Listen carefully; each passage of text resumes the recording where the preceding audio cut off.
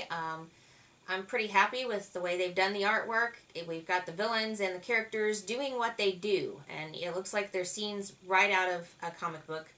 Now, there's one card that bothers me, and it's that Unstable Molecules Mr. Fantastic, because he's kind of in the background, and you have Juggernaut up there in front, and it makes me think every time I come across that card that it's not a Mr. Fantastic card.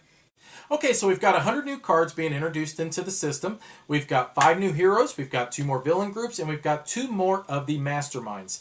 Overall, very cool. Now, artwork itself, just like Dark City, we've got some really fabulous cards, and we've got some ones that look, yeah, okay. I think the Invisible Woman and Mr. Fantastic, their faces are a little too pointy. They look a little strange. Whereas the Energy Surge Silver Surfer, I think looks really good. Now, I do think that it's starting to become desperate for some people who didn't attend the conventions to be able to try to get a hold of some dividers. I don't know if they're being sold online, but they really need to be able to have access to those. We paid $1 for an extra pack when we went to Gen Con, which was great to have that availability, but if you can't attend to the convention, what do you do? The other thing I would like to see is that when we did go to Gen Con, that they handed out the sheets so that we could create little labels at the top of our divider cards to keep everything separated. I really appreciated that. I don't know if it's possible that they can make that file available to everybody to where we'd have access to it to be able to download and print off our own labels. But that would be great if they would be able to do that for the same reason. Some people did not have access to the conventions to be able to get those. But overall, I think that this is a neat little expansion with what's been added so far, but I do think that it's lacking some things with the dividers and the labels.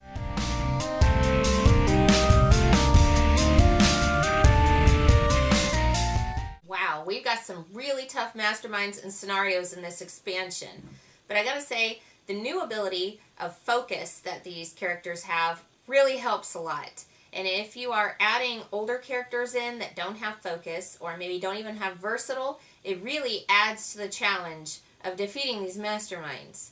So, that's something to think about. In addition, the villains have a new ability, Burrow. Another thing to think about. If the street is empty, then you're going to defeat the villain, and it's not going to be defeated. He'll pop right back up in the streets, and you'll have to fight him again, or maybe one of the other players will have to fight them again. You're not going to get anything in your score pile for that, so it makes the villains more of a challenge. So we've had a few new mechanics thrown into this one. Well, actually one major one, and that's the focus ability. The focus ability is allowing you to use the recruit points to be able to activate your characters, over and over to be able to do some special ability. This has really improved upon the gameplay, in my opinion, just like what they did with the bribe in Dark City. This has made it to where recruit points are beneficial to have in your hand towards the end of the game. So I really think that they focused on that and realized, hey, in Legendary, the base set, recruit points aren't really necessary towards the end of the game, and they kind of clog up your hand. Now recruit points are becoming valuable in Dark City and in this expansion because they're useful in not only trying to defeat the villains or even the masterminds, but also to be able to activate your heroes again. Really cool. Love it. The other thing that we have come across is that Galactus is an absolute beast, and he's a lot of fun and very thematic to the feel of who he is. As you're fighting him, he will actually start devouring this city. And if he devours the whole city, you lose the game. This mastermind, honestly, him alone is worth the price of this expansion because he is probably the funnest mastermind that we play against in all of Legendary.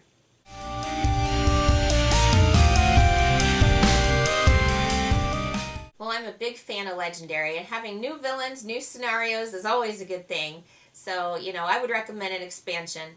But this expansion gave you new abilities, and I tell you what, just playing with this reminds me how much I love this game, and I've just really thoroughly enjoyed it.